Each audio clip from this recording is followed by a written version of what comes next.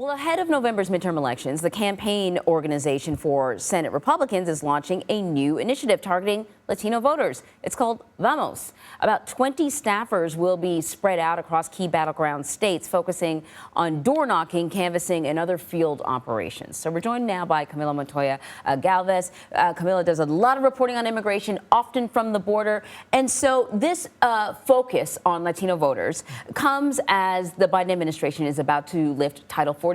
Title 42, actually, no, I'm going to let you explain what Title 42 is and how it sort of stopped many from crossing the border who were coming here in desperation, essentially. Sure. So the Trump administration first enacted Title 42 back in March of 2020 during the start of the pandemic. The stated justification that was put out there by the CDC at the time was that the U.S. needed to control the number of migrants and asylum seekers coming to the U.S. to avoid overcrowding at border facilities and thus the transmission of the coronavirus.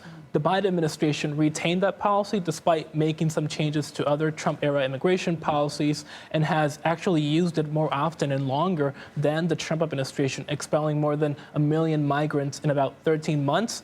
And this has angered advocates for asylum seekers, but also some top Democrats, including Senate Majority Leader Chuck Schumer, now because of 2 court defeats in federal court and because of this political pressure, the administration is now announcing that it will wind down these Title 42 expulsions by late May. And this actually has caused a political fallout because you have Republicans criticizing this move, but some centrist Democrats are also joining them because they feel that the Department of Homeland Security is not sufficiently prepared to handle the expected increase in border arrivals after Title 42 is lifted. And so we should point out that, the Biden administration was sued by those opposed to Title 42, immigration advocates, and now it's currently being sued by several states for lifting Title 42.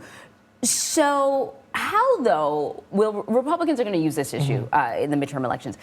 How are they going to use this issue? Is this in order to are they trying to woo Latino voters with this issue, or are they trying to woo others? Well, Republicans certainly feel that they have made significant inroads with Latinos in recent years, and they believe that by highlighting issues like the economy, but also immigration and border policy, they will be able to convince them to help them unseat vulnerable Democrats, including Senator Mark Kelly from Arizona, who is up for re-election this November, and this is a border state.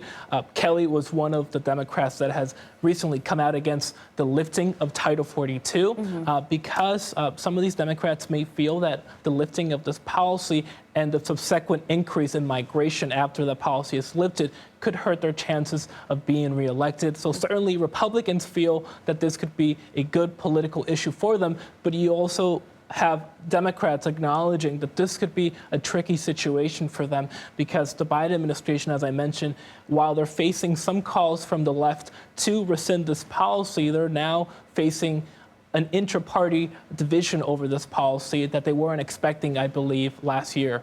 I think it's sort of interesting that often when we speak about immigration as an election issue, there's a feeling that all Latino voters feel the same way about it. That's not necessarily the case. Yeah, of course. For example, in Latino majority districts in the Texas border, Republicans have made significant inroads there. They almost unseated Democratic incumbents in those districts in 2020, and these are now top targets for the GOP come November. They hope to unseat some of these Latino Democrats along the border because they feel that Latinos are fed up with the very high levels of migrant apprehensions along the U.S.-Mexico border. It's important to keep in mind that many of these communities have connections to U.S. Customs and Border Protection because they or their family members are employed by the federal government there. And so a lot of these Latinos in these districts do care about border policy in ways that Latinos, for example, in Florida or California may not. In Florida, for example, a big driving issue for Latinos is foreign policy, right? How the U.S. approaches governments in Cuba, Nicaragua, and Venezuela. That's a top issue in Florida.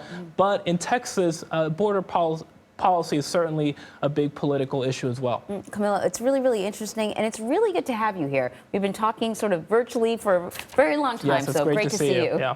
Thank you. You can read more of Camilo's reporting on CBSNews.com.